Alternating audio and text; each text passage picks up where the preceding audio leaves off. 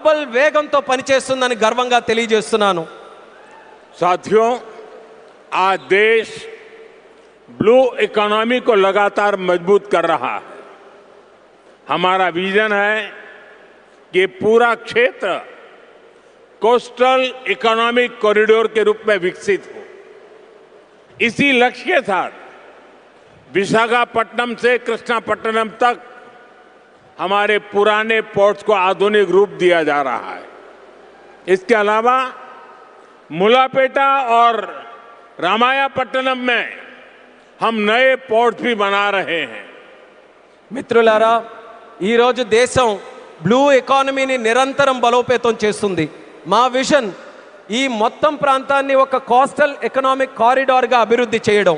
ఈ లక్ష్యంతో విశాఖపట్నం నుంచి కృష్ణపట్నం వరకు మన పాత పోర్ట్స్ అన్నిటినీ కూడా ఆధునీకరిస్తున్నాం. అదే సమయంలో మూలపేట మరియు రామయ్యపట్నంలో కొత్త పోర్ట్స్ని కూడా మనం నిర్మించబోతున్నాం. साथियों, पोर्ट डेवलपमेंट के साथ साथ पूरे आंध्र में हाईवे और एक्सप्रेसवे का नेटवर्क तैयार हो रहा है. विशाखापट्टनम रायपुर एक्सप्रेसवे जैसे प्रोजेक्ट इस पूरे क्षेत्र को रफ्तार दे रहे हैं. మిత్రులారా, పోర్టుల అభివృద్ధితో పాటు ఆంధ్రప్రదేశ్ మొత్తం హైవేస్ ఎక్స్ప్రెస్వేస్ నెట్వర్క్ని విస్తృతంగా పెంచుకుంటూ పోతుంది. విశాఖపట్నం రాయ్పూర్ ఎక్స్ప్రెస్వే వంటి ప్రాజెక్టులు ఈ ప్రాంతానికి సరికొత్త వేగాన్ని అందిస్తున్నాయి. साथियों, ये पूरा रीजन देश के बड़े औद्योगिक केंद्रों से आसानी से जुड़े. इसके लिए आज आंध्र प्रदेश में करीब 1 लाख करोड़ रुपीस की रेलवे परियोजनाओं पर काम चल रहा है. राज्य के पूरे रेल नेटवर्क का इलेक्ट्रिफिकेशन हो चुका है. यहां 70 से ज्यादा रेलवे स्टेशनों को भी आधुनिक बनाया जा रहा है. మిత్రులారా, ఈ ప్రాంతం మొత్తం దేశంలోని ప్రధాన పారిశ్రామిక కేంద్రాలతో మరింత సులభంగా అనుసంధానం అవ్వడానికి ఈరోజు ఆంధ్రప్రదేశ్లో దాదాపు 1,00,000 కోట్ల రూపాయలు విలువైన రైల్వే ప్రాజెక్ట్స్ తాలూకా పనులు కూడా జరుగుతున్నాయి. రాష్ట్రంలో రైల్వే నెట్వర్క్ అంతా ఇప్పటికీ పూర్తిగా ఎలక్ట్రిఫికేషన్ అయ్యింది. అదేవిధంగా 70కి పైగా రైల్వే స్టేషన్లు కూడా ఆధునీకరిస్తున్నాం. साथियों, आज इस क्षेत्र के विकास में पीएम गति शक्ति नेशनल मास्टर प्लान भी बड़ी भूमिका निभा रहा है. पीएम गति शक्ति के माध्यम से इस पूरे क्षेत्र में रेल, पोर्ट और एयरपोर्ट को एक साथ जोड़ा जा रहा है.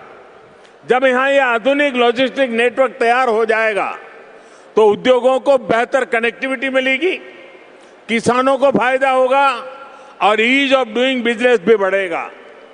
మిత్రులారా, ఈ ప్రాంత అభివృద్ధితో పిఎం గతి శక్తి నేషనల్ మాస్టర్ ప్లాన్ కూడా కీలక పాత్ర పోషిస్తుంది. పిఎం గతి శక్తి ద్వారా రైల్ కానీ పోర్టు కానీ ఎయిర్పోర్ట్లు కానీ ఒక సమగ్ర నెట్వర్క్గా అనుసంధానం చేస్తున్నాం. ఈ ఆధునిక లాజిస్టిక్స్ నెట్వర్క్ పూర్తయిన తర్వాత పరిశ్రమలకు మరింత మెరుగైన కనెక్టివిటీ లభిస్తుంది, రైతులకి ప్రయోజనం చేకూరుతుంది, అలాగే ఈజ్ ఆఫ్ డూయింగ్ బిజినెస్కి కూడా మరింత పెరుగుతుంది. साथियों, आंध्र प्रदेश हमेशा भविष्य की सोच रखने वाला प्रदेश रहा है. सॉफ्टवेयर, आईटी और टेक सेक्टर में आंध्र के युवाओं ने पूरी दुनिया में अपना डंका बजाया है और इसलिए सरकार यहां के टैलेंट को आंध्र प्रदेश की डेवलपमेंट पावर से जोड़ना चाहती है. మిత్రులారా, ఆంధ్రప్రదేశ్ ఎప్పటి నుంచో భవిష్యత్తును దృష్టిలో పెట్టుకొని ముందుకు సాగే రాష్ట్రం. సాఫ్ట్వేర్ కానీ ఐటీ కానీ టెక్ రంగాల్లో కానీ ఆంధ్రప్రదేశ్ యువత ప్రపంచవ్యాప్తంగా తన ప్రతిభను చాటుకున్నారు. అందుకే ఇక్కడ యువత తాలూకా ప్రతిభను ఆంధ్రప్రదేశ్ తాలూకా అభివృద్ధి శక్తితో అనుసంధానం చేయాలని ప్రభుత్వం కోరుకుంటుంది. हमारे टैलेंटेड युवाओं की प्रतिभा का लाभ आंध्र प्रदेश और देश को ज्यादा से ज्यादा मिले, ये बहुत आवश्यक है. इसके लिए हमारा फोकस अब सेमीकंडक्टर जैसी फ्यूचरिस्टिक टेक इंडस्ट्री पर है. विशाखापट्टनम में नए सेमीकंडक्टर प्लांट का शिलान्यास इसी दिशा में एक बहुत बड़ा कदम है. మన ప్రతిభావంతులైన యువత సామర్థ్యం ఆంధ్రప్రదేశ్కే కాకుండా దేశానికి మరింత ఉపయోగపడాలి. అందుకే ఇప్పుడు మా దృష్టి సెమీకండక్టర్ వంటి ఫ్యూచరిస్టిక్ టెక్ ఇండస్ట్రీస్ పై ఉంది. విశాఖపట్నంలో కొత్త సెమీకండక్టర్ ప్లాంట్ తాలూకా శంకుస్థాపన ఆ దిశగా ఒక గొప్ప అడుగుగా నేను భావిస్తున్నాను. चंद्रबाबू के नेतृत्व में हमारा आंध्र अब सॉफ्टवेयर के साथ साथ मैन्युफैक्चरिंग का भी हब बनेगा. इससे आंध्र में फ्यूचरिस्टिक जॉब्स तैयार होगी. टेक इंडस्ट्रीज के लिए नया वातावरण तैयार होगा. చంద్రబాబు నాయుడు గారి నేతృత్వంలో ఇకపై మన ఆంధ్రప్రదేశ్ సాఫ్ట్వేర్ హబ్ మాత్రమే కాదు, మ్యానుఫ్యాక్చరింగ్ హబ్గా కూడా ఎదగబోతుంది. దీంతో ఆంధ్రప్రదేశ్లో ఫ్యూచరిస్టిక్ జాబ్స్ సృష్టించబడతాయి. టెక్ ఇండస్ట్రీస్కు అనుకూలమైన ఒక కొత్త ఈకో సిస్టమ్ కూడా ఇక్కడ ఏర్పడుతుంది.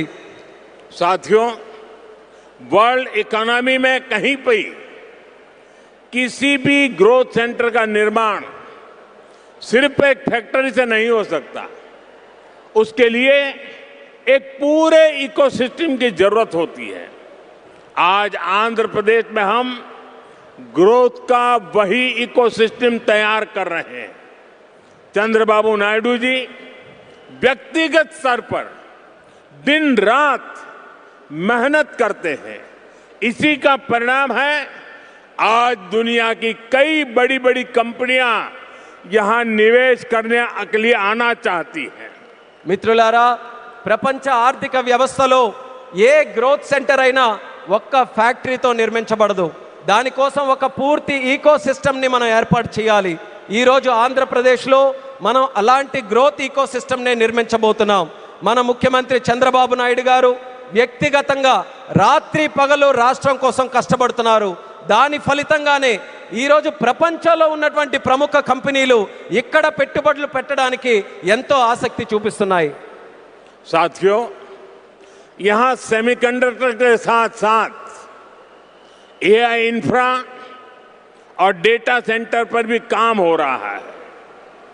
गूगल ने भी यहां $15 बिलियन के एआई और क्लाउड इंफ्रास्ट्रक्चर कैंपस की घोषणा की है.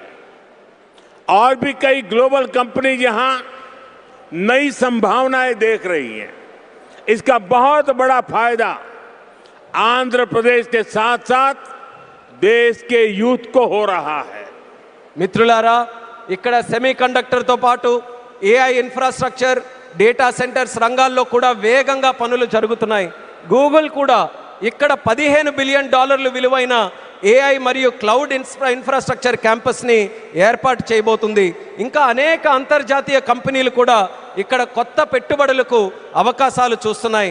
దీనివల్ల ఆంధ్రప్రదేశ్ యువత కాకుండా దేశ యువతకు కూడా ఒక్క గొప్ప ప్రయోజనం కలగబోతుంది.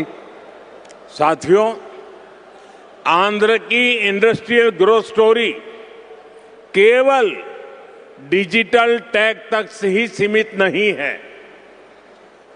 नकापल्ली में केंद्र सरकार बड़े फार्मा पार्क के लिए भी सहयोग दे रही है. इससे आंध्र प्रदेश देश के एक बड़े फार्मा हब के रूप में भी विकसित होगा. మిత్రులారా, ఆంధ్రప్రదేశ్ ఇండస్ట్రియల్ గ్రోత్ స్టోరీ కాకుండా డిజిటల్ టెక్ వరకే పరిమితం కాకుండా నక్కపల్లిలో కేంద్ర ప్రభుత్వం యొక్క భారీ ఫార్మా పార్క్ ఏర్పాటుకి కూడా సహకరిస్తుంది. దీంతో ఆంధ్రప్రదేశ్ దేశంలోనే ఒక ప్రముఖ ఫార్మా హబ్గా ఎదగబోతుందని తెలియజేస్తున్నాను.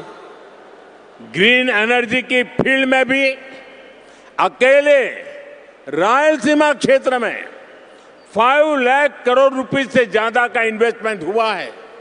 मैं आज आंध्र प्रदेश के आप सभी लोगों को फिर विश्वास दिलाता हूं, हमारी सरकार ऐसी हर संभावनाओं को साकार करने के लिए दिन रात ये डबल इंजन सरकार काम करती रहेगी.